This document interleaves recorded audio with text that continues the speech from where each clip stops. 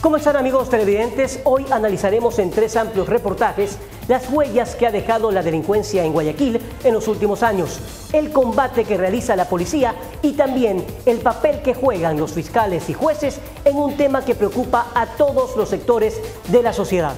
Bienvenidos, soy José Toledo. Esto es Hechos y Huellas. Queremos construir una nueva Colombia. Empezó la odisea para el gobierno ecuatoriano. ¿A quién tenía la plata mendiga para que se devuelva un centavo? Ellos le ganaron al pesimismo, pero no pudieron vencer a la muerte. Estas imágenes siguen estremeciendo al mundo. Se llama masacre, porque no quieren ver a nadie vivo. Simplemente no debió estar en la nada del momento de la acción. 7 homicidios promedio a la semana se registran en Guayaquil. 13 de los más buscados tras las rejas, 1.800 delitos, da resultados. Guayaquil resurgió entre las cenizas tras gigantescos incendios. Un milagro de vida tras estar al borde de la muerte.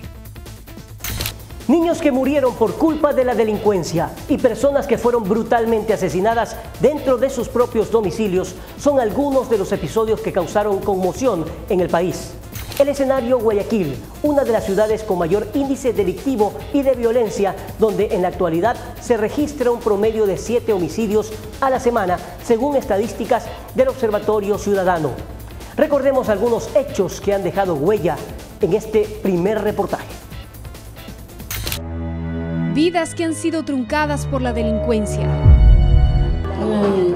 Familias que han sido desmembradas por hechos delictivos.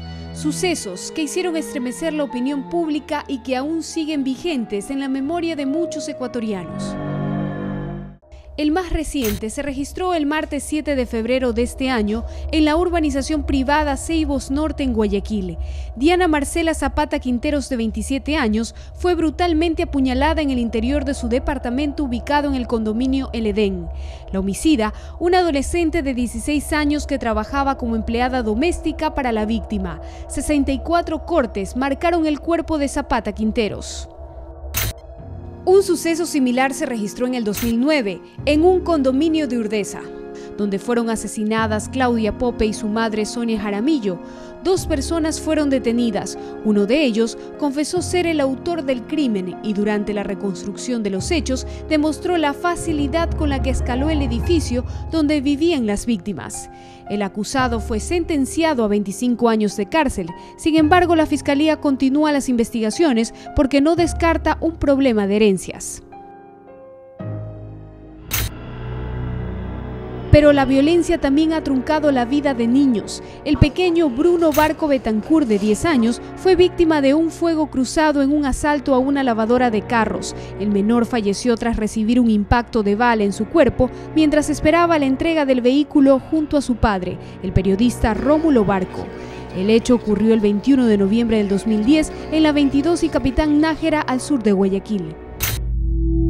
Otro hecho que conmovió a la opinión pública fue la muerte de Natalia Favara, de 3 años, quien fue asesinada por una bala perdida el 24 de mayo del 2006, cuando varios antisociales asaltaban la agencia Emelgur de Entre Ríos. Tras una intensa búsqueda fueron detenidos Eddie Castro Cabello y Carlos Monge Ramos. El 23 de octubre del 2007, el juzgado 18º de lo penal del Guayas dictaminó 20 años de cárcel para los acusados. Tras la muerte de Natalia y el fallecimiento de otros menores a causa de balas perdidas, se organizaron en Guayaquil varias marchas en busca de seguridad. Las autoridades competentes se pusieron en alerta ante las estadísticas de la Fiscalía del Guayas, que revelaban que de enero a abril del 2007 se habían registrado 86 homicidios, 129 violaciones y 1.927 robos agravados. Las acciones emergentes se tomaron en todas las instancias. El Estado otorgó recursos para dotar a la policía, mientras que los fiscales y los jueces se reunieron para coordinar acciones y establecer cambios. Entre los más destacados está la construcción de la Fiscalía de Flagrancia en las instalaciones de la Policía Judicial del Guayas. Y es que en el 2007 fue el año con mayor repunte delincuencial en Guayaquil. Según las estadísticas de la SPOL, se registraron 224 denuncias de homicidios y 5.196 de robo agravado. 5 años después, en el 2012, el Observatorio de Seguridad Ciudadana del Gobierno Nacional revela que un promedio de 7 homicidios se registran semanalmente en el puerto principal. Índices de violencia que han provocado replanteamientos en los organismos de control y de justicia. Shirley Sosnavas, Hechos y Huellas. Ante el repunte de la delincuencia en el 2007, mediante el decreto de emergencia 165, el gobierno nacional destinó 320 millones de dólares para reforzar el equipamiento de la policía y se reorganizó las acciones de los organismos de control y de justicia. Esto constituyó el primer paso.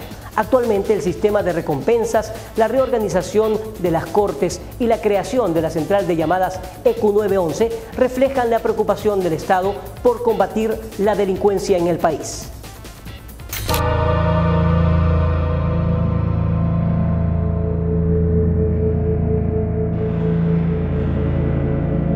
La activación del sistema de recompensa 1-800 delito ha logrado la captura de 13 de los más buscados a nivel nacional, según el Ministerio del Interior. Entre los más peligrosos está Olmer Melanio Cortés Ramírez, alias Negro Olmer, con 7 detenciones por robo y asesinato, y José Luis Arroyo Quiñones con 6 detenciones por asalto y homicidio. Una de las recientes capturas fue la de Luis Vivanco, quien fue detenido en Cuenca con apariencia de mujer. Este mecanismo se aplicó desde el 15 de julio del 2010 y otorgó recompensas de entre $5.000 y $20.000 a personas que revelen el paradero de antisociales que han sido calificados de alta peligrosidad por su reincidencia en delitos. Aún 10 antisociales siguen siendo buscados. Se están dando pasos importantísimos, trascendentes, vuelvo repito, en el tema de seguridad, sin estar satisfechos, sin estar conformes. En pro de la justicia, el gobierno posesionó el 26 de enero del 2012 a 21 nuevos juristas que se encargarán de administrar justicia en el país. Los funcionarios deberán ejercer durante 9 años y no podrán ser reelectos. Mientras tanto, en Guayaquil, el proceso de evaluación para los funcionarios judiciales continúa. Los resultados ya los estamos viendo, que se está saneando. Elementos que no cumplen con los requisitos o han incurrido en algunos errores han sido destituidos y otros suspendidos, de acuerdo con la gravedad de la falta que, a decir del Consejo de la Judicatura, han incurrido. En cuanto a la designación de los nuevos jueces, esperamos que en los próximos días se cierre ese concurso, se haga la revisión de la documentación, se llame a rendir las pruebas y proceder posteriormente a la designación. En la Corte de Justicia de Guayaquil en el 2011 se registraron 2.600 sentencias, 400 más que en el 2010. Sin embargo, la no realización de audiencias y la aplicación de medidas sustitutivas preocupan a jueces y a fiscales. Actualmente casi el 40% de las audiencias de juicio se suspenden porque estos señores que han recibido medidas sustitutivas no van a las audiencias y por lo tanto no pueden ser juzgados en ausencia. No es factible que el policía esté poniendo en riesgo su integridad física, capturando a la persona que ha cometido un delito y que los jueces sustituyan esa prisión preventiva. No es lo mismo que cojan a una persona cuando esté arranchando un celular y detectan que es primera vez que ha ingresado detenido, que la persona que tiene 6, 7 entradas y salidas con sustitución de prisión preventiva o que le encuentra que está asaltando con un puñal infiriéndole 10 puñaladas al hombre. Actualmente en la Fiscalía del Guayas hay 148 fiscales y 25 jueces en la Corte de Guayaquil. Estamos a razón de casi 5 fiscales por cada juez. Las salas de apelación aquí son en penal 2 o 3. Imagínense. Todos esos casos de fiscales y jueces. Vea, el juez no solamente está dictando sentencias, el juez tiene todos los días audiencias que, de acuerdo con la nueva modalidad de trabajo, tiene que estar presente el juez. Por ejemplo, en los juzgados de lo laboral. Antiguamente teníamos solamente 5 juzgados aquí en Guayaquil y 1 en Milagro. Ahora tenemos alrededor de 20 jueces, pero que sin embargo tienen una carga de trabajo tan pesada que todo el día están haciendo audiencias. Yo pregunto, ¿a qué hora ese juez va a hacer una sentencia?